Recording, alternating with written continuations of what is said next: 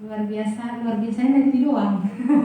Yang lainnya masih di luar angkasa gitu, masih kesana kemari, rohnya belum nyatu. Saya percaya semuanya masih luar biasa, amin. Amin. Ya, bagaimana kita tahu bulan ini adalah bulan Natal, Christmas, dimana mungkin sebelumnya kalau udah dekat-dekat seperti ini, pasti kita banyak yang merayakan dengan wow gitu, sukacita gitu. Banyak juga orang-orang di sosial media membuat status, katanya Natal kali ini berbeda. Katanya Natal kali ini berbeda dengan Natal yang kemarin-kemarin. Mungkin kali ini nyanyi malam kudusnya di rumah aja sendiri-sendiri. Tapi saya mau katakan buat saudara di tempat ini, arti Natal semuanya itu tidak pernah berbeda. Cuman celebrate-nya saja yang membedakan kita. Kalau mungkin tahun-tahun yang lewat kita merayakan dengan sukacita, wah, hati yang pokoknya meriah gitu. Tapi pagi ini kita merayakannya dengan benar-benar merasakan kasih Kristus itu di dalam hidup kita. Jadi saya rindu buat pagi hari ini, sebelum kita menghampiri hadirat Tuhan, ada satu pujian berkata, sebab Natal tak akan berarti tanpa kasih Yesus. Jadi sesungguhnya Natal tanpa kasih Yesuslah yang tidak ada artinya dalam hidup kita. Bukan karena perayaan yang wah, bukan karena Merry Christmas, pohon Natal yang megah menjulang ke langit. Amin. Saya rindu menyanyikan pujian ini untuk kita semuanya. Sebab Natal tak akan berarti tanpa kasih-Mu. Lahir di hatiku hanya bersama-Mu, Yesus, ku rasakan selalu. Indahnya Natal di hatiku, Natal tak akan berarti tanpa kasih-Mu. Lahir di hatiku hanya bersama-Mu, Yesus, ku rasakan selalu. Indahnya Natal di hatiku, Natal tak akan berarti tanpa kasih-Mu. Kasih-Mu Tuhan yang lahir di hati kami, hanya bersama-Mu, Yesus, ku rasakan selalu. Indahnya Natal di hatiku, indahnya Natal di hatiku, indahnya Natal di hatiku.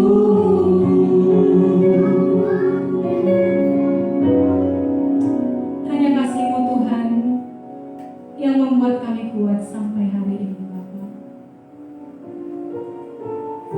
Kita siapkan hati kita, mari kita hampiri hadirat Tuhan. Kita datang membawa persembahan yang kudus, membawa persembahan yang baik, yang kudus dan yang berkenan di hadapan Tuhan. Haleluya Tuhan.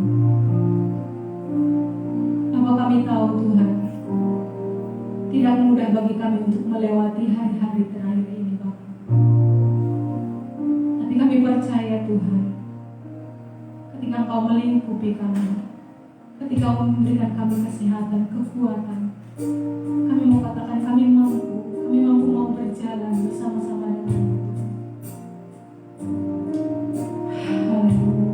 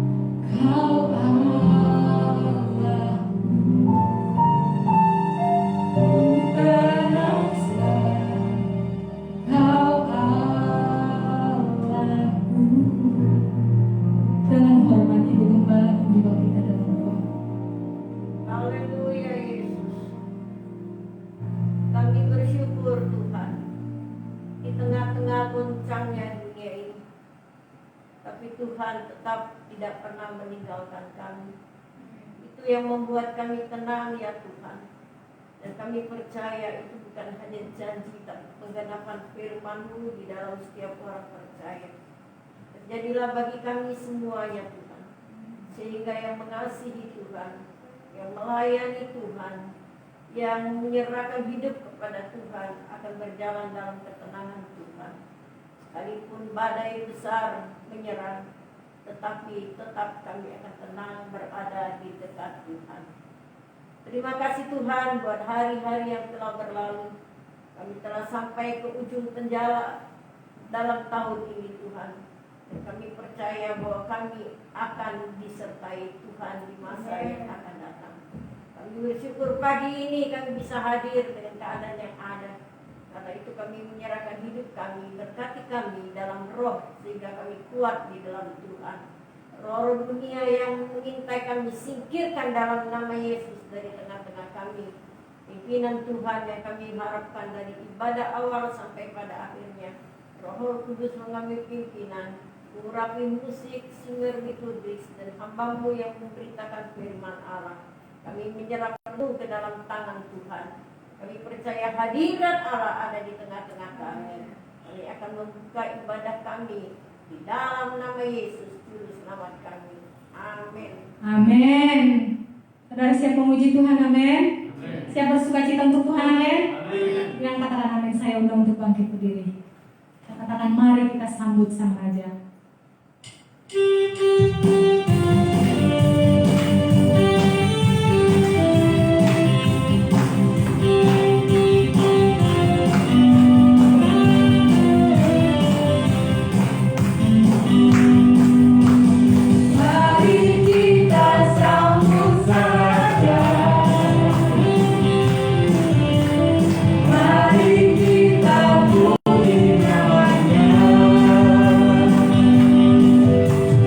Yeah.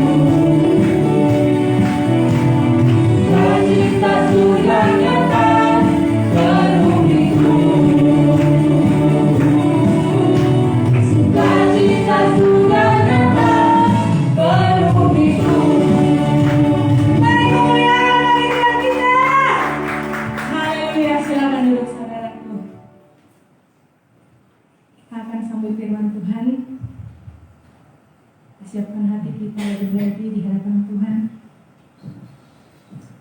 Haleluya Tuhan.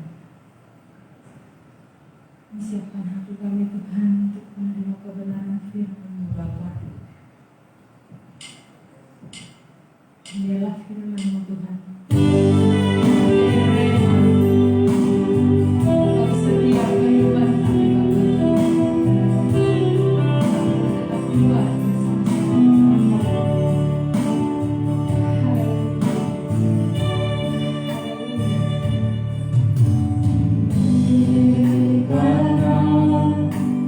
Kemudahan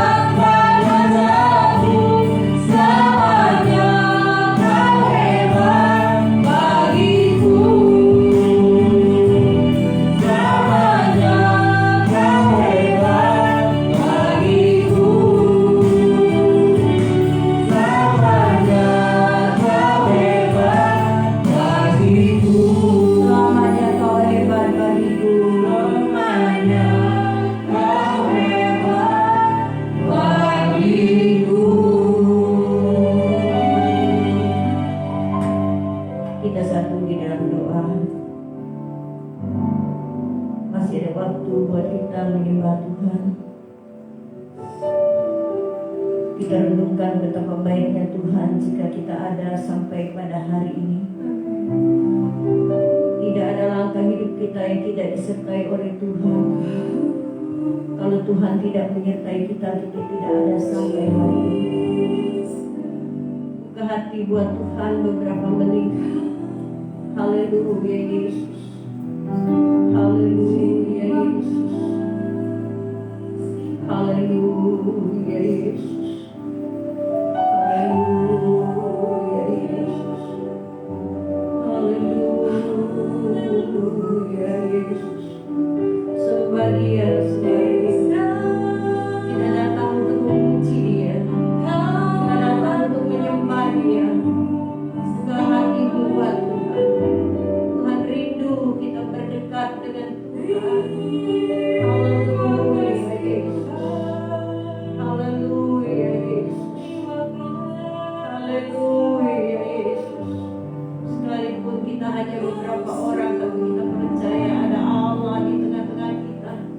Ada Tuhan yang hadir di tengah-tengah kita. Terima kasih Tuhan Yesus. Kami buka hati kami buat firman Allah. Kami sambut firman Allah. Dan kami percaya roh Allah ada di tengah-tengah kami. Di dalam nama Yesus kami berdoa. Amin. Saudara yang kekasih di dalam Tuhan Yesus, kita sudah berada di ujung dari tahun ini. Dan tinggal beberapa hari kita akan masuk di tahun yang baru. Saya percaya kalau Tuhan beserta dengan kita saat ini, Tuhan pasti beserta kita di tahun yang akan datang. Ya, kalau kita ada bersama dengan Tuhan, saya percaya dunia boleh goncang. Kita pun bukan gak mengalami kegoncangan. Kalau dunia alami kegoncangan, kita juga alami. Tapi bedanya kita bisa melewatinya bersama-sama dengan Tuhan. Ya, kalau orang dunia mungkin mereka nggak bisa melewati. Kalau orang dunia mungkin mereka lebih parah lagi gitu. Sudah nggak ada ketenangan jiwa gitu ya. Tapi kita, Tuhan bilang Tuhan beserta kita. Ikutin aja kehendak Tuhan. Menyerah aja dengan Tuhan. Apa yang Tuhan mau, terserah urusan Tuhan ya. Puji Tuhan. Sekalipun kita beberapa orang, tapi saya percaya bahwa ada juga ibadah online yang mereka ikuti. Jadi kita tetap dalam penyembahan kepada Tuhan dan jangan tawar hati ya. Saya tahu pagi ini ketika jam sudah mulai mau ibadah gitu, sekitar jam 7-an hujan udah mulai besar sekali ya. Beberapa di antara kita yang Bu, maaf saya nggak bisa datang ya karena hujan besar. Maklum kalau orang umur gitu ya, kalau sudah mulai agak umur kayak Bu Nur gitu, hatinya rindu datang ke Tuhan, bukan enggak.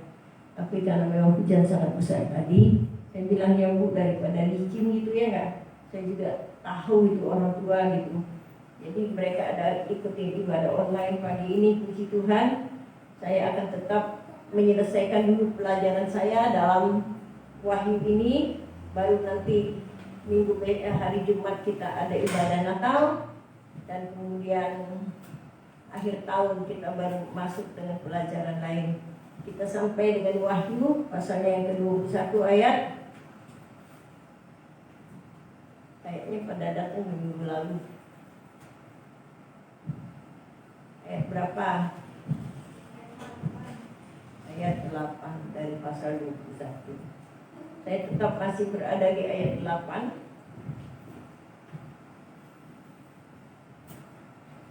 Semua udah dapat ya Wahyu 21 ayat 8, karena kemarin nyangkut di ayat ini belum selesai.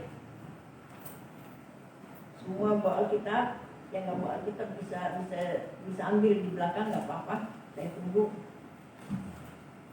Ya, Mama Sharon bawa nggak?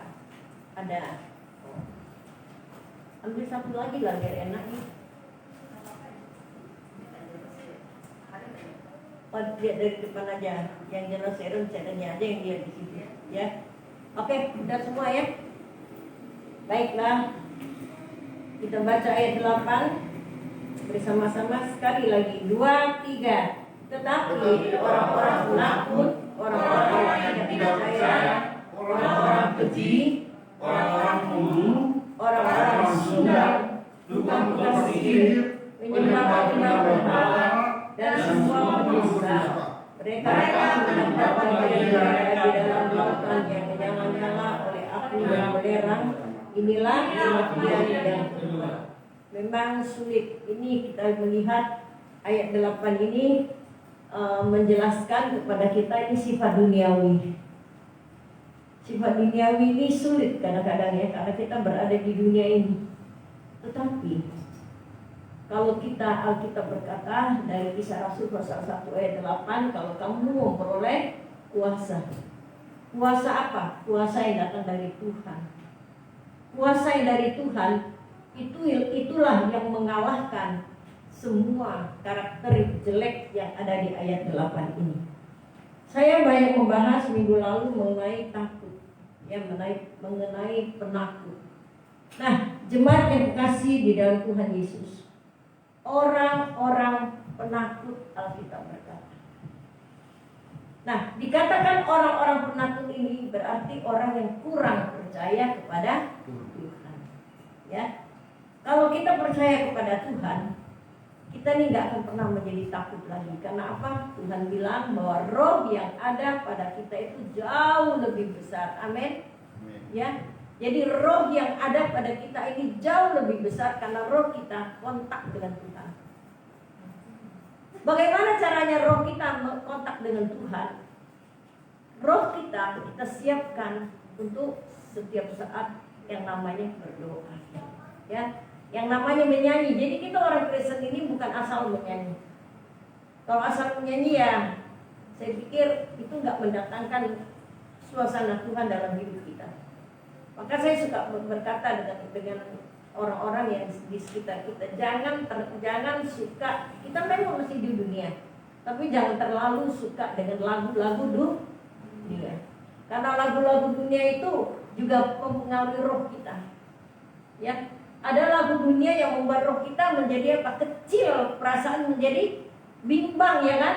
Perasaan menjadi takut. Apalagi lagu-lagu yang cengeng, ya. Lagu-lagu yang cengeng, misalnya lagu dunia yang aku nggak bisa hidup tanpa kau, cengeng banget kayak gitu ya.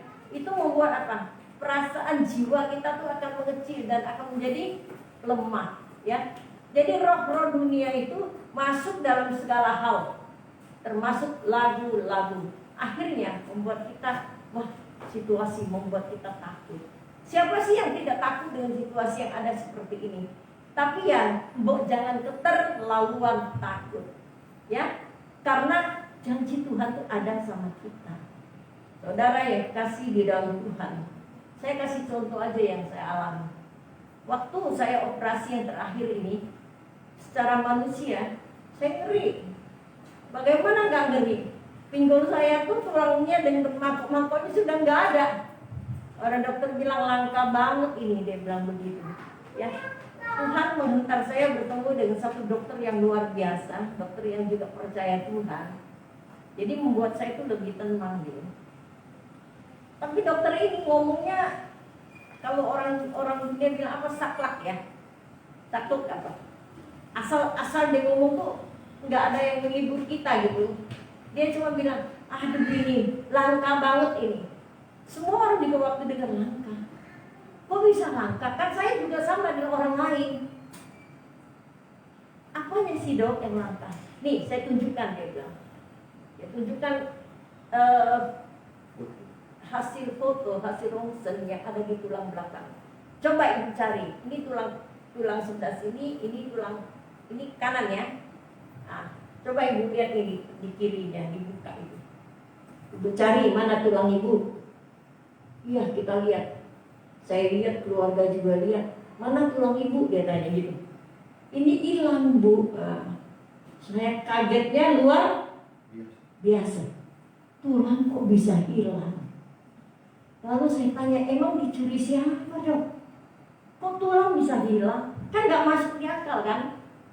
Nah dokter ini bilang, ini bisa juga terjadi dari kecil, ya, dari kecil terjadi gitu. Maka anak-anak masih muda, jangan pikir kita udah gede ini udah enak gitu ya. Kalian juga harus jaga apa? Jaga makan juga. Jangan makan yang aneh-aneh gitu ya.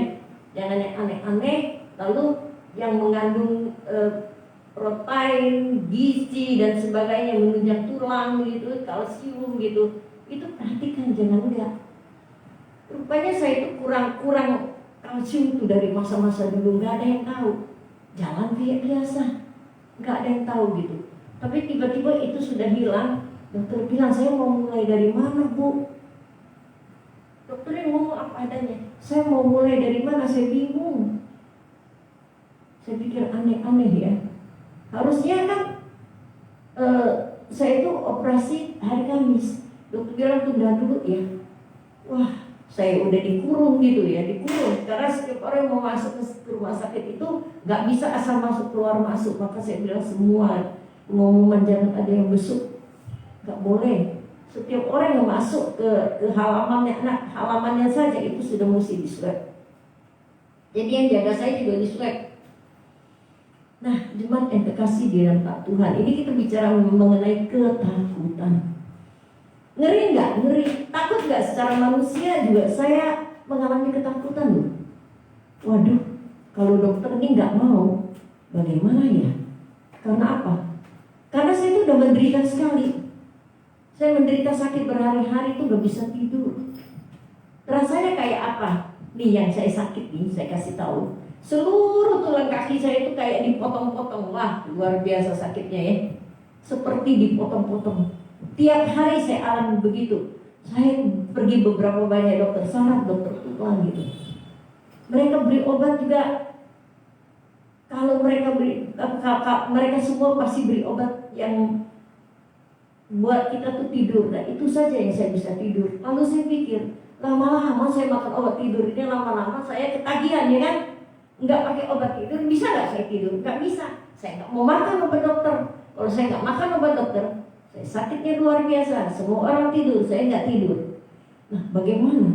Dokter bilang, langka bu. Dokter bilang langka aja, saya udah dek gitu ya. Aduh Tuhan, apanya yang langka gitu. Benar-benar yang saya lihat dan diterangkan itu panggul sama rumah-rumahnya sama sekali nggak ada bekas. Itu bersih. Waduh, terkikis sampai bersih begitu, mengerikan itu. Saya tanya dok, ini hilangnya kemana dok ya? Apa ada yang makan gitu? Dokter bilang bukan, itu terkikis dari masa kecil, remaja, pemuda gitu ya, sampai tua itu habis sama sekali, kopong nggak ada apa-apanya. Makanya saya pikir, oh ini yang buat saya jalannya tuh pincang, buat saya jadi nggak kuat, kaki saya tuh jadinya miring sebelah, ketarik sebelah gitu. Jadi, nah jemaat yang kasih di dalam Tuhan ini bahas masalah ketakutan. Takut nggak saya? Secara manusia saya takut, tapi tidak dalam ketakutan. Karena gini, saya punya Tuhan. Saya bilang dengan dokter bilang saya jadi ragu. Saya ini dokter ortopedi yang megang banyak sekali kasus tulang. Tapi kasus tulang ibu memang saya katakan langka. Sampai kami buat tim untuk rapat kasus tulang yang langka. Waduh, sampai begitu banget gitu ya. Maju nggak saya, kata dokter. Saya bilang maju aja dok, tapi janji ya, kalau nanti ibu nggak bisa jalan, jangan nuntut saya yang operasi. Kan saya udah kasih tahu ini. Ya 50-50 lah bu.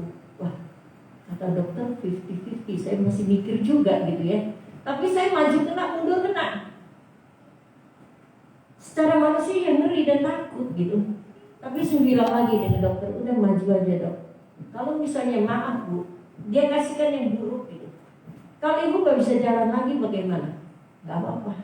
Saya tetap melayani Tuhan dengan pakai kursi roda, gak masalah saya bilang. Ya, ada hamba Tuhan yang buta masih layani sampai hari ini ya gak? Itu gak bisa lihat. Kalau saya disuruh pilih mau buta atau mau kaki sakit, ya udah saya pilih kaki sakit ya kan?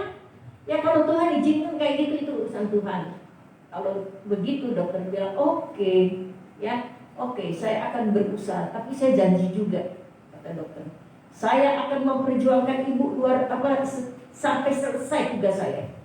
Oh iya, kalau dokter berkata seperti itu, saya bersyukur dan kita sama-sama berdoa. Saudara yang kekasih di dalam Tuhan, secara manusia saya takut. Apalagi saya nggak pernah terpikirkan. Saya tanya lagi dokter, dok, kalau operasi berjalan kurang lebih berapa jam? Dokter bilang 2 jam. Ketika dia bedah, dia juga mulai takut. Karena apa? 2 jam itu gak mungkin selesai. Orang dipotong 2 jam gak selesai, jadi 6 jam. Waduh, itu sudah mengerikan sekali. Berapa banyak darah yang keluar, ya kan? 6 jam, bayangkan. Yang nunggu saya itu, anak saya Jen di luar rumah sakit, itu nunggunya nggak boleh di dalam rumah sakit karena semua harus swab. Di monitor terus, nggak ada kabar dari dokter sampai jam 6. Akhirnya masuk anak saya tanya, dok, belum selesai? Belum. Dia tanya sama penjaga situ, belum selesai? Belum. Waduh, sudah 6 jam. Tiba-tiba dokter suruh, persiapan darah kita tuh kurang, keluarga cari darah. Kalang kamput ya, rumah sakit bantu cari, keluarga bantu cari. Kami hanya punya persiapan darah itu 2 kantong, kami butuh 6 kantong. Aduh, mendadak cari darah, model darah saya itu juga sulit. Saya pikir kok hidup ini dipersulit banget ya. Sulit. Jadi ada nggak rasa takut? Ya pasti ada gitu ya. Ada. Cari. Sepanjang berjam-jam itu cuma dapat 2 kantong lagi, Pak. Jadi hanya 4 kantong. Saya masih kurang 2 kantong. Tapi karena nggak ada lagi, ya udah pakai yang itu. Tapi saya tetap percaya kok bahwa tangan Tuhan nggak pernah singkat. Itu yang sangat ngeri sekali gitu. Takut, tapi saya tidak hidup di bawah ketakutan. Nggak apa-apa. Apa yang Tuhan mau kerjakan aja menurut Tuhan gitu. Ya puji Tuhan, hari ini saudara lihat, kemarin saya kontrol pas 1 bulan. Dokter bilang rongsen. Saya rongsen, saya kontrol, dokter periksa lagi hasil rongsennya. Dokter bilang, kayaknya boleh Bu latihan, gak usah pakai tongkat 4 kaki lagi gitu ya, pakai 1 aja. Dan saya yakin dokter kasih waktu saya 3 bulan bisa jalan. Tapi cara Tuhan kan lain. Saya gak paksakan diri, tapi itu saya tahu kekuatan dari Tuhan. Saya tetap hati-hati jalan, sangat hati-hati. Karena apa? Karena tulang ini bukan tulang asli, tulang buatan manusia, ya enggak? Jadi saya tetap harus hati-hati. Nah, jemaat yang kekasih di dalam Tuhan, Tuhan tuh menjamin segala ketakutan yang ada pada kita. Ya, Tuhan menolong. Jadi kita ini hidup jangan terlalulah hidup dalam ketakutan. Kita tetap punya prinsip, kita punya Tuhan. Mati adalah keuntungan kita dan hidup ini buat Tuhan. Ya, saudara yang kekasih di dalam Tuhan. Jadi firman Allah berkata pagi ini, orang-orang yang gak bisa mewarisi kerajaan surga adalah orang-orang yang penuh dengan ketakutan. Orang yang hidup dalam ketakutan berarti orang itu tidak percaya kepada Tuhan 100%. Ya. Banyak gak? Banyak. Lebih percaya sekeliling kita, karena kita hidup di sekeliling yang ada. Jadi hari ini kita diajarkan firman Tuhan, hiduplah jangan dalam ketakutan. Secara manusia ada ketakutan di kita. Mari, firman Tuhan bilang, Tuhan Yesus sendiri menjamin kepada kita, marilah kepadaku hai kamu yang letih, lesu, atau yang berbeban berat. Artinya apa? Ketakutan kan seringkali membuat kita hidup dalam beban. Ya enggak? Bagaimana sih ya Tuhan dengan masa depanku? Bagaimana ya? Pertanyaan kita banyak dengan kata bagaimana. Beban kita akan tambah berat. Dengan beban yang berat, kita tidak akan melihat masa yang baik dalam hidup kita. Maka Tuhan bilang, datanglah kepadaku. Jadi salah satu kata yang kita pelajari pagi ini, ketakutan tidak akan mewarisi kerajaan surga. Karena dari ketakutan yang ada, kita bisa akhirnya percaya kepada yang bukan datang dari Tuhan. Ya, minggu lalu saya udah bilang, memberikan satu gambaran, tapi ada beberapa di antara kita yang nggak hadir gitu. Biasanya tiap suku dalam bangsa itu pasti sama. Misalnya saya kasih contoh aja nih, suku Tionghoa, bangsa Tionghoa, dalam suku-suku Tionghoa itu kadang-kadang banyak sekali yang belum percaya Tuhan 100%. Orang Kristen tapi kurang percaya, termasuk orang Ambon gitu Pak. Jadi kalau anaknya lahir nih contohnya, kalau anaknya lahir dia takut.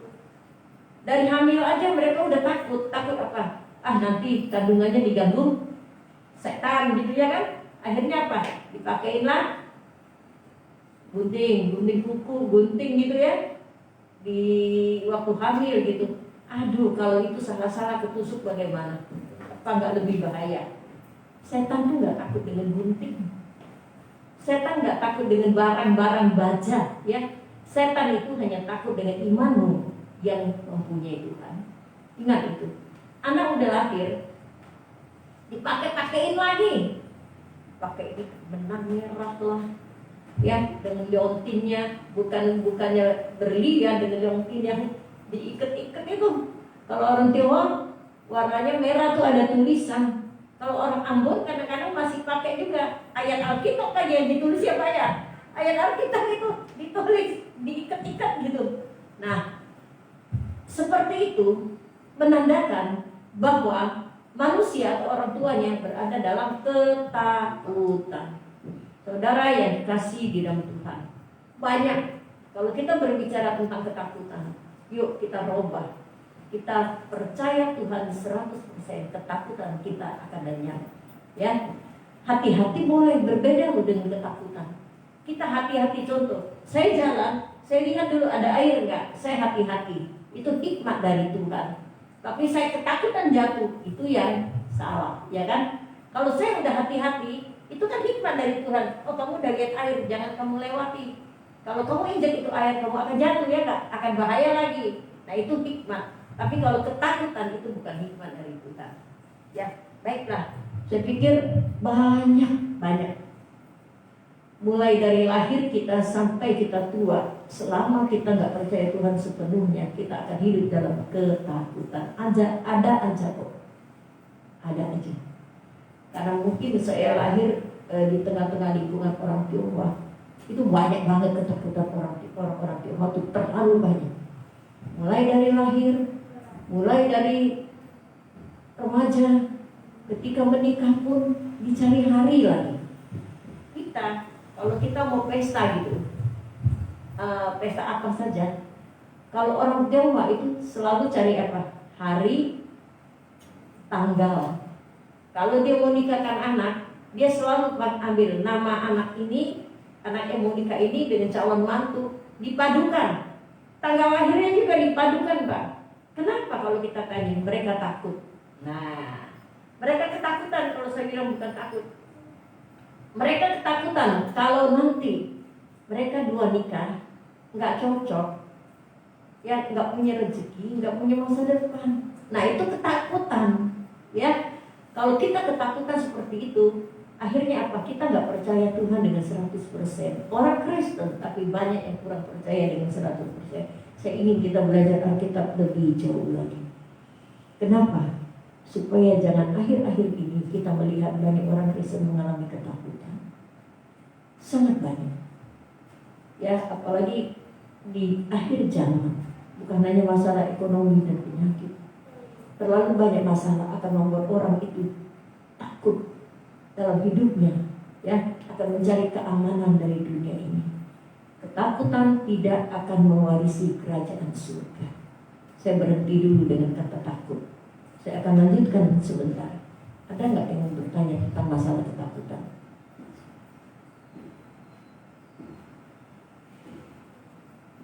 Silakan, nggak apa-apa. Nggak ada ya? Nggak ada yang bertanya tentang ketakutan. Saya sih berharap hari ini kita percaya Tuhan 100% ya. Dan Tuhan adalah andalan hidup kita. Amin. Ya. Dan kita lihat tetapi orang-orang penakut.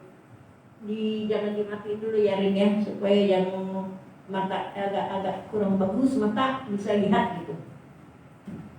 Tetapi orang-orang penakut sudah lewat. Orang-orang yang tidak percaya, ini kaitan dengan takut tadi. Jadi kalau kita nggak percaya Tuhan, pasti hidup dalam ketakutan. Saya anggap aja udah selesai untuk kita mau memburu waktu. Orang-orang keji itu termasuk orang-orang yang nggak punya kasih. Ya, orang-orang kalau anak Tuhan itu, biar dia nggak banyak uang, hati penuh kasih, ya, masih memperhatikan orang lain. Hidup nggak buat diri sendiri. Hidup kita ini nggak boleh buat diri sendiri. Hidup kita harus untuk Tuhan. Amin. Kalau hidup kita untuk Tuhan, kita tuh bukan jadi orang yang kecil. Mata kita terbuka untuk melihat jauh di luar kita dengan tujuan supaya mereka juga mengalami berkat Allah seperti kita. Jadi jangan hidup di dalam kekejian. Orang kecil saya bilang tadi orang yang gak punya kasih. Orang yang gak punya kasih adalah orang yang gak punya Tuhan. Kalau orang yang punya Tuhan dalam hidupnya, dia gak akan berteriak bunuh orang, ya kan? Gak akan. Coba kita lihat demo-demo yang mengerikan akhir-akhir ini. Bunuh orang Kristen, bunuh pendeta. Wah, seenaknya saja gitu ya kita lihat. Tapi saya ada lihat Tuhan yang luar biasa. Yang saya lihat begini. Itu ada 6 orang di Sulawesi Tengah itu ya, yang dibantai habis, satu malam itu dibantai habis. Mulai dari pastori gereja sampai yang dekat pastori itu kan banyak anak Tuhan yang tinggal, termasuk tua-tua. Waktu mereka dibantai habis itu saya lihat petinya itu ada 6. Ada 6 orang peti. Nah, pada peristiwa demo kemarin antara keributan antara polisi, ya, polisi dan pendemo yang nggak bagus gitu. Saya melihat berapa orang yang mati, sama 6 orang yang mati, ya kan? Ini pandangan saya, mungkin kalau nggak cocok ya nggak apa-apa gitu. Jadi kita lihat apa yang ditabur orang itu dituai. 6 orang percaya habis. Tuhan kan nggak tinggal diam, terjadilah peristiwa yang seperti ini. Saudara yang kekasih, tapi ada nggak orang-orang yang sungguh-sungguh takut Tuhan itu, yang mengasihi Tuhan itu ngelawan? Nggak ada. Justru begitu banyak orang Kristen bertekuk lutut berdoa untuk mereka. Ya, jadi tugas kita nggak caci maki orang, tapi tugas kita biar orang itu jahat seperti apapun, berdoalah buat mereka. Itu yang Tuhan mau. Ya, kita lanjut lagi, nanti nggak selesai. Baik, saya belum lewatin ayat ini. Orang-orang pembunuh, orang-orang sundal. Orang sundal, kadang-kadang kita berpikir, oh itu orang suka merebut suami orang. Nah, itu orang sundal. Itu orang sundal, mereka hidup bermain yang kotor dalam hal misalnya seks gitu, jual diri untuk makan. Memang itu kategori orang sundal, itu benar, nggak salah, ya. Tapi banyak juga yang kita nggak tahu bahwa orang Kristen hidup dalam persundalan dengan roh-roh yang bukan datang dari Tuhan, ya. Misalnya sekarang gini, firman Tuhan kan bilang begini, kasihilah Tuhan dengan sebulat-bulat hatimu. Berarti kita ini nggak boleh percaya dengan roh yang bukan dari Tuhan. Kalau kita percaya yang bukan datang dari Tuhan, itu namanya persundalan rohani. Masuk kata sundal, iya, kata sundal rohani. Misalnya nih, puji Tuhan kalau kita semua sudah nggak ada lagi terikat dengan roh-roh di luar Tuhan, ya. Contohnya banyak sekali orang yang sudah punya Tuhan Yesus, yang percaya Tuhan, yang bilang diri orang Kristen. Tapi misalnya contoh nih, kalau orang Tionghoa lagi, itu ada satu hari namanya hari Cembing, ya. Saya nggak tahu saudara tahu apa enggak. Nah, hari Cembing itu hari sembahyang dengan roh-roh, kata mereka, roh-roh nenek moyang yang sudah nggak ada, minimal roh papa mama atau kakek nenek, ya, sampai kakek nenek, biasanya nggak sampai terlalu jauh juga gitu. Nah, itu disembahyangin itu 1 tahun sekali waktu Cembing itu. Cembing itu namanya sembahyang kubur. Orang-orang pergi ke kubur, mereka bawa makanan, ya. Tuh kalau hari Cembir pasti ayamnya Robi laku tuh. Mereka beli ayam 1 ekor, pokoknya ditekuk lah, direbus dan lain-lain. Ada babi, pasti ada babi. Ada apa lagi? Apel gitu ya. Pokoknya ada beberapa macam mereka bawa. Mereka berdoanya sembahyang di kubur. Dikubur di mana? Di depan nisan ya. Nah, banyak orang-orang sampai begini. Ada orang Kristen yang nggak mau terima baptisan udah puluhan tahun terima Tuhan Yesus. Saya tanya, kenapa kamu nggak mau terima baptisan? Enggak bu, saya masih ada orang tua. Justru masih ada orang tua, kamu harus terima baptisan dan kamu harus jadi contoh dalam keluargamu sehingga orang tuamu bisa percaya Tuhan, ya kan? Dia bilang enggak bu, masih ada papa. Saya kan anak laki-laki dalam keluarga. Kalau papa saya nggak ada, siapa yang kasih makan? Ya nggak usah kasih makan, orang sudah nggak ada, ya kan? Saya tanya, emang ada orang mati bangun bisa makan? Coba kalau benar-benar bapakmu bangun, kamu akan lari tunggang langgang, iya dong? Nggak ada yang kayak gitu, saya bilang kayak gitu. Tetap dia nggak mau, berarti orang Kristen yang belum berdasar dengan firman Tuhan. Nah itu persundaran, itu juga dinamakan persundaran, persundaran roh yang ada di dalam kita. Jadi itu juga sama dengan kita mendoakan roh. Mungkin ada yang bertanya begini, kalau begitu bu, kita nggak menghormati orang tua. Oh bukan seperti itu, firman Tuhan nggak mengajarkan seperti itu. Firman Tuhan mengajarkan kepada kita, tua muda kecil besar hormati ayah dan ibu, tapi ketika mereka masih hidup, bukan sudah mati. Kalau sudah mati itu bukan urusan orang hidup. Kenapa ada orang mati? Itu urusan Tuhan, ya kan? Urusan Tuhan membawa rohnya pergi. Berarti yang dikubur itu jasad, nggak ada apa-apanya. Dan jasad itu nggak pernah bisa bangun makan. Ada yang berkata begini, bu, ibu coba deh makan makanan bekas sembahyang. Kenapa saya tanya begitu? Itu nggak ada rasanya.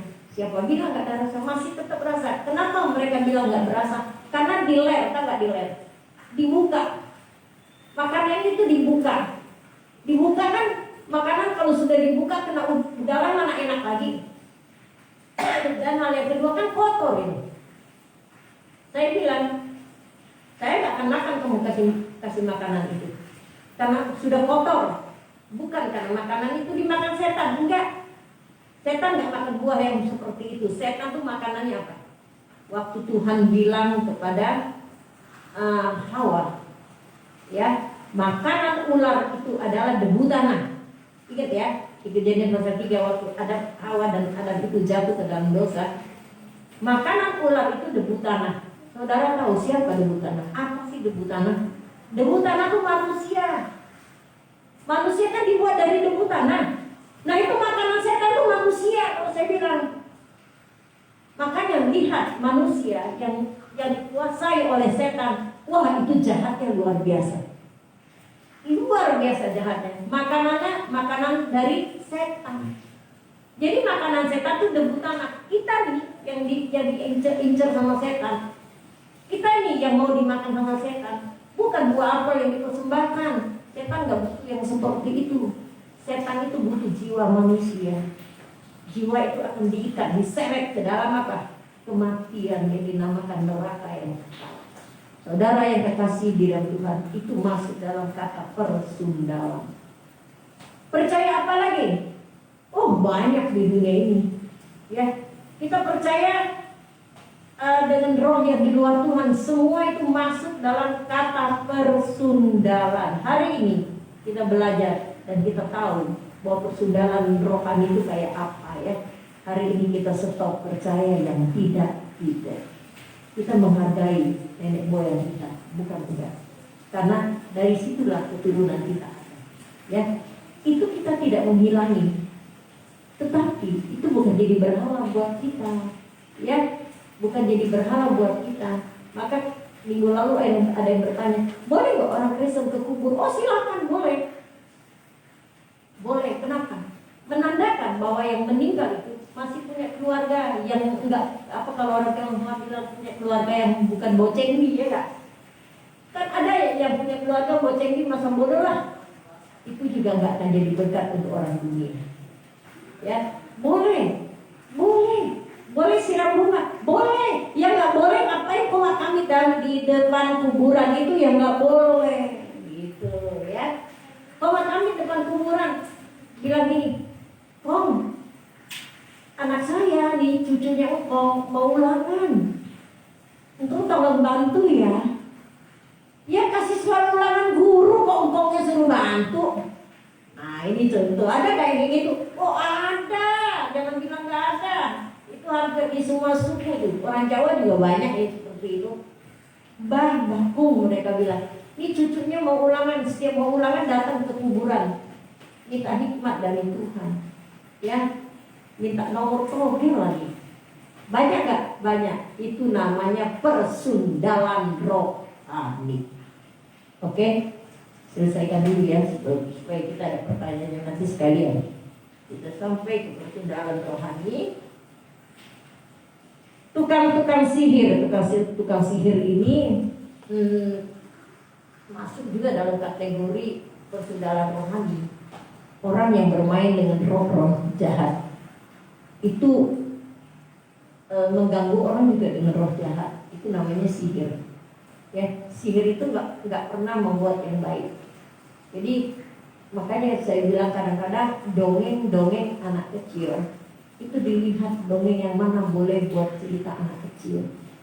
Misalnya dongeng putri sihir, orang Kristen jangan kasihlah anaknya untuk baca-baca dongeng putri sihir, itu nggak baik. Itu merusak apa pikiran mereka. Itu cara iblis tuh. Kita nggak tahu. Kan buku cerita bu, oh enggak. Kita mesti periksa teliti. Buku itu menjadi berkat buat anak kita atau enggak. Sekarang dongeng-dongeng putri sihir gitu. Untuk apa kita kasihkan anak itu cerita? Kenapa kita nggak bawain cerita Alkitab? Apalagi sekarang banyak itu cerita Alkitab bagi anak-anak kecil nih. Nih Angel ini, bapaknya boleh loh adakan waktu si Angel pergi ke toko buku, cari cerita Nuh, ya kan? Ada gambarnya bagus dengan kapalnya. Daripada beli dongeng tukang sihir gitu ya. Tapi ini enggak, ini contoh doang. Kasih hadiah ulang tahun, ya.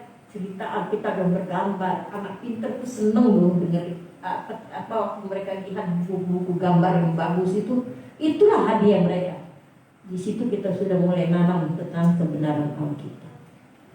Oke, bukan hanya anak kecil, tapi orang-orang gede jangan percaya. Kan banyak alternatif itu, nggak pakai operasi, nggak pakai cara banyak, cuma pegang aja. Nah itu apa itu? Itu tukang sihir loh. Bener tukang sihir. Saya ini mikir, tetangga saya baik hati. Bu, ada alternatif ngapain ibu capek-capek? Oh enggak. Saya tidak akan pergi ke sana walaupun gratis. Karena apa? Saya punya Tuhan dan saya nggak akan menyakiti Tuhan saya. Saya berpikir lagi, seandainya nih saya ke sana, jadi apa saya ya? Dia kan nggak tahu dalam saya kayak apa. Apa nggak saya bisa mati berbahaya gitu? Wah, jangan percaya dengan hal-hal yang seperti itu. Kita kembali lagi kepada Tuhan. Kita percaya hikmat Tuhan boleh, oh boleh. Hikmat Tuhan itu bagus. Karena itu Amsal selalu katakan, kejarlah ilmu pengetahuan.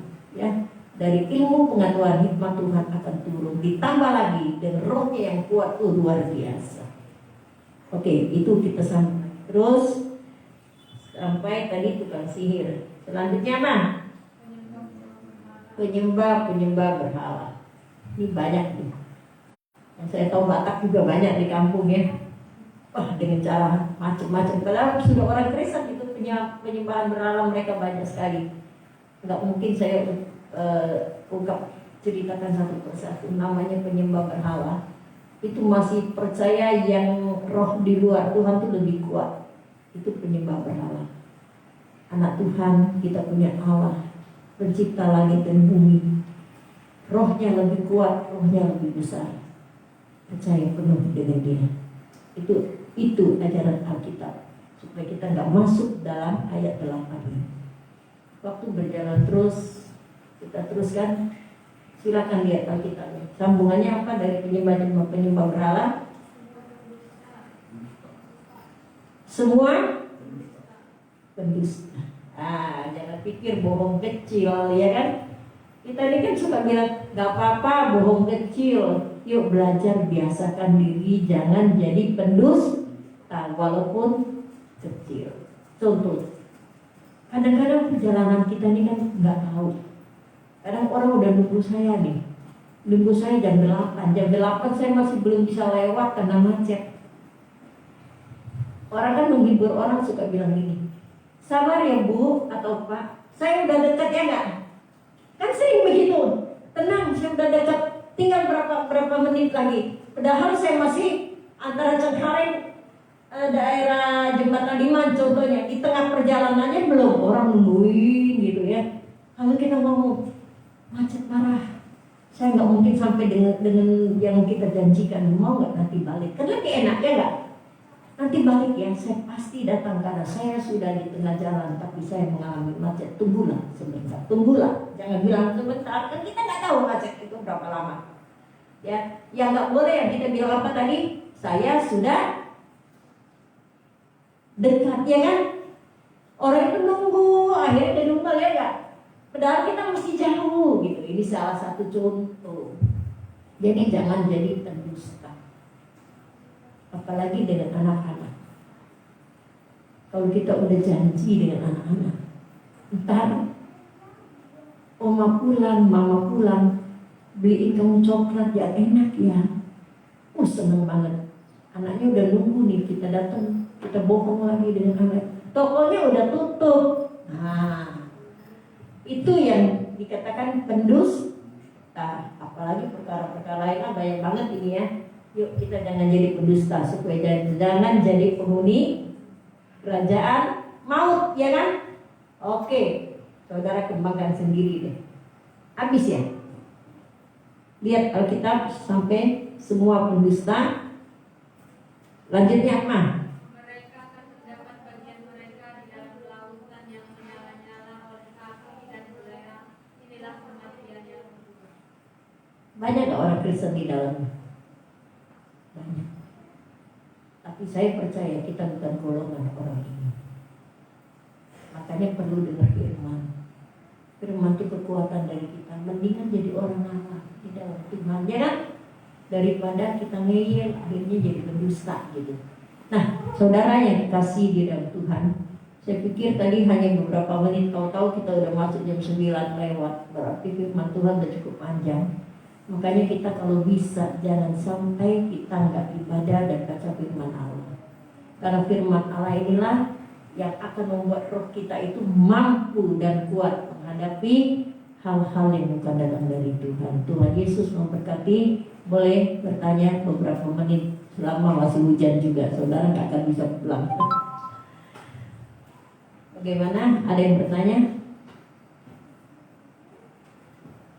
Barang percaya Bu. Boleh Pak. Jadi kalau kita ikutin ayat 8 dari awal tadi, mulai dari apa tuh? Mula segala macam itu. Saya yakin bahwa kalau kita koreksi diri kita masing-masing, itu pasti semua sudah pernah lakukan itu. Gak ada saya meyakinkan bahwa satu orang pun yang tidak bisa melakukan itu. Dusta kecil-kecil kayak ibu bilang tadi itu paling sering tuh kayaknya sudah jadi. Tapi secara iman saya, ini pribadi saya Bu, secara iman saya meyakini sungguh bahwa kalau kita sadari apa yang kita lakukan ini, dan saya yakin bahwa Yesus telah mati di kayu salib, kita mengerti ini, jangan kita lakukan lagi. Betul. Saya kira itu aja. Bagus sekali penjelasan dari Pak Frit. Alkitab juga ada bilang seorang perempuan Sunda ditangkap lagi berzina, dibawa ke hadapan Tuhan Yesus. Itu yang bawa itu banyak, semua sok suci sok benar, ya, ditangkap rame-rame, dibawa ke Tuhan Yesus.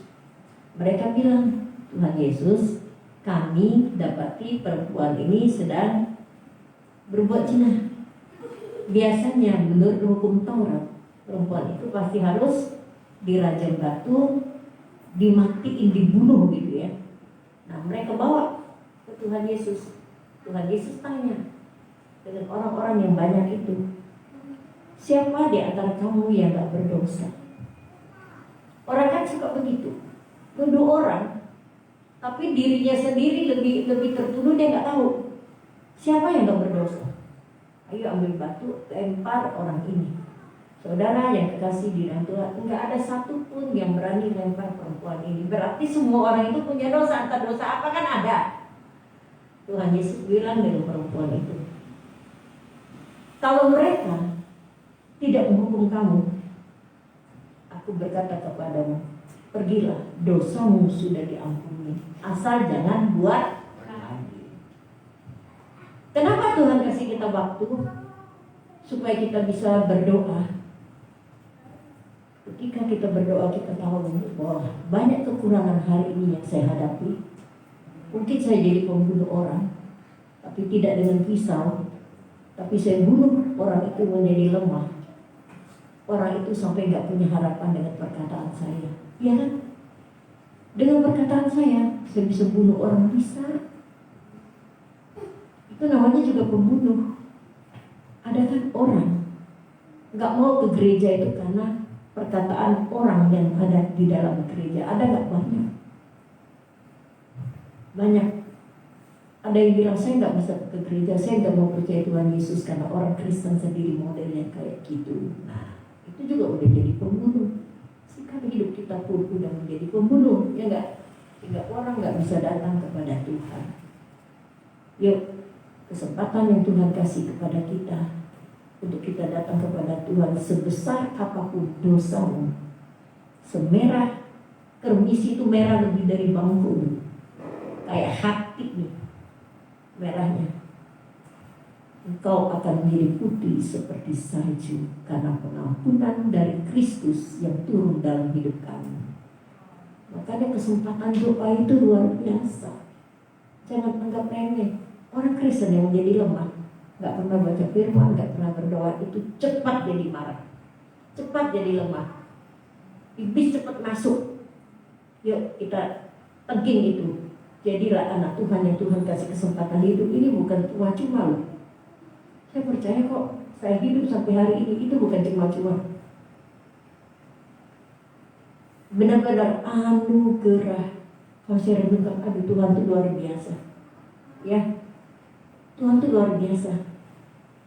Membiarkan saya hidup supaya saya dapat menyiapkan waktu Tuhan lebih lagi dari hari ke hari, supaya saya dapat melayani Tuhan dengan kesempatan hidup. Untuk apa Tuhan kasih kesempatan hidup kita kalau kita nggak melayani Tuhan? Ya tidak.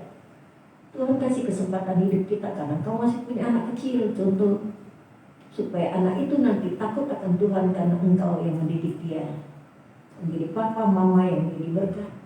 Kau masih punya anak remaja, tanggung jawabmu belum selesai. Tuhan kasih kau hidup sehingga anak cucumu melihat, generasimu melihat hidup kamu, mereka menjadi orang-orang yang takut akan Tuhan. Itu pun sebuah pelayanan. Jangan pelayanan tuh luas banget. Di gereja boleh, oh itu juga luar biasa. Makanya saya bilang jangan suka nolak pelayanan. Orang yang suka nolak pelayanan itu, saya ngeri kesempatan nanti diambil dari dia. Itu pelayanan. Dan dimanapun kita berada, kalau kita gak menghargai hidup ini, Tuhan punya kuasa kok untuk ambil kita. Ya kan, banyak gak? Banyak. Kita bersyukur Tuhan masih kasih hidup. Saya yakin kita akan melihat anak-anak cucu dan generasi kita yang diberkati Tuhan. Ya, oke. Tuhan memberkati kita. Gak ada lagi ya Pak ya? Gak ada pertanyaan lagi ya Pak? Pak Frid, atau penjelasan? Kalau saya lagi mungkin pertanyaan saya gimana ya? Yang paling utama itu yang penakut itu, jadi orang penakut itu. Karena kita ini kan artinya sekarang ini pun juga dalam kondisi seperti ini. Kemudian masa depan kita gimana? Kemudian masa depan anak-anak kita bagaimana? Oleh karena itu yang menjadi pertanyaan saya, bagaimana kalau ada perasaan takut Oh, saya. itu ya, perasaan. Kalau anak saya nanti dia masa depannya kayak apa, itu aja. Ya. Tapi kita tetap percaya lah Pak, kalau Tuhan beri kita kesempatan, itu Tuhan akan atur menurut Tuhan, bukan menurut kita. Karena itu firman Tuhan kan ada yang bilang bahwa jalanmu bukan jalanku, pikiranmu bukan pikiranku, dan rancanganmu bukan rancanganku. Ya, saya percaya sekalipun situasi bertambah sulit dan bertambah baik, tapi pemeliharaan Tuhan itu tidak pernah berhenti di jalan Tuhan. Sekarang ini kita nggak ngejar kaya Pak, bisa lewat aja dari hari ke hari udah bersyukur ya, karena keadaan pandemik lagi yang mengerikan seperti ini. Perusahaan besar-besar aja bisa rontok, ya enggak? Jadi memang sulit, sangat sulit. Ada ngeri nggak sebagai manusia ada, tapi jangan hidup dalam ketakutan. Serahkan dengan Tuhan. Itu aja Pak. Dan percayalah kalau burung di udara terpelihara, kita juga terpelihara. Anak-anak kita, yang penting bapak nabur yang baik. Nah itu pelayanan Pak. Yang bapak nabur yang baik, semasa mereka butuh kita ada di dekat mereka. Mereka nyaman di dekat kita, mereka tahu mereka punya orang tua gitu ya. Nah itu yang kita lakukan yang terbaik. Urusan yang lain urusan Tuhan Pak. Urusan Tuhan, terutama siapkan roh mereka. Karena Alkitab berkata suatu kali akan terjadi langit dan bumi akan lenyap. Kemana kita pergi? Hadapan Tuhan. Kalau anak-anak kita hidup dalam Tuhan, mereka juga ada di hadapan Tuhan. Itulah kekekalan. Ya itu tujuan kita. Jadi tanamkan dengan mereka hal yang memang dari Tuhan. Boleh saya ini Bu, jadi kalau kita takut itu sebenarnya wajar, tapi kita tidak boleh menjadi orang penakut. Ketakutan ya. Ya, kan yang jadi masalah itu hanya orang-orang penakut. Tapi kalau takut seperti Ibu tadi menjelaskan bahwa saya sudah tahu air, saya takut lewat situ karena nanti saya bisa jatuh. Tapi saya bukan berarti saya orang penakut. Ya Bu ya? Ya betul. Oke, makasih Bu. Sebagai manusia lah ya, kita pasti ada rasa takut ya. Waktu saya dengar tulang saya hilang, saya takut loh. Ya, kok bisa itu tulang manusia hilang? Ya tulang saya itu, Ya. saya takut. Tapi sebaliknya saya nggak hidup dalam ketakutan, Ya. terserah Tuhan lah. Toh saya bisa hidup kan walaupun sakit gitu pikiran saya. Kenapa saya harus takut? Saya kan datang ke dokter karena hikmat dari Tuhan. Memang saya udah berdoa. Saya diantar beberapa dokter. Tapi Tuhan gerakkan saya untuk milih satu dokter ini. Waktu saya berdoa Tuhan itu bukan yang Tuhan berikan dengan saya. Dokter ini bukan. Nah, karena ada perasaan takut saya kan. Jadi saya berdoa Tuhan dokter ini bukan yang Tuhan kasih dengan saya. Karena saya udah lama juga pakai dokter sini. Waktu saya konsul dengan dokter itu hati saya kurang sejahtera gitu. Oh berarti ini bukan dari Tuhan. Saya takut, tapi Tuhan bilang ini bukan dari Tuhan. Saya tidak hidup dalam ketakutan. Waktu saya dokter ini lebih saklek ya, ngomong seenak dia gitu maksudnya. Aduh, mau maju atau enggak ini? Itu aja kan sudah bikin saya getar. Tapi saya tanya lagi Tuhan dalam hati saya, ini bukan yang Tuhan tujukan buat saya. Nah, waktu Tuhan tenangkan hati saya tahu ini dari Tuhan. Ya, sehingga apa? Ya terserah, saya nyerah dengan Tuhan gitu. Jadi Tuhan menutupi ketakutan saya gitu. Rasa takut saya ditutupi dengan kekuatan yang dari Tuhan. Nah seperti itu manusia kita pasti takut. Tapi kita tidak hidup dalam ketakutan karena kita punya Allah yang luar biasa. Oke, kita tundukkan kepala, Pak Pri berdoa untuk firman yang sudah kita dengar. Tuhan Yesus, terima kasih atas kesempatan yang baik ini yang Kau berikan kepada kami sebagai anak-anak-Mu untuk mendengarkan firman ini. Kiranya firman ini bisa kami mengerti, kami tanamkan dalam kehidupan kita tiap-tiap hari Tuhan. Supaya kami tidak jadi orang-orang yang penakut, tidak jadi orang-orang yang segala macam yang Engkau tidak kehendaki Tuhan. Kami percaya dan kami yakin sungguh bahwa kuasa-Mu akan terjadi pada seluruh jamaat kami ini Tuhan. Di tengah-tengah pandemi seperti ini Tuhan, banyak orang yang takut, tapi janganlah mereka menjadi orang penakut. Karena yakin dan percaya sungguh bahwa kuasa-Mu lebih besar dari segala-galanya Tuhan. Tuhan, terima kasih firman-Mu ini. Kami percaya dan kami yakin sungguh bahwa kuasa-Mu akan terjadi kepada kami. Terima kasih Tuhan Yesus, kami naikkan syukur kepadamu. Amin. Puji Tuhan, kita menjalankan persembahan. Sudah siap lagunya. Saya nggak usah bangun duduk ya. Di itu aja kali. Jadi satu juga nggak apa-apa persembahannya. Mau dijalankan atau mau maju nih? Maju aja. Ya udah, saya dikit-dikit. Silakan Bapak Ibu yang mau maju.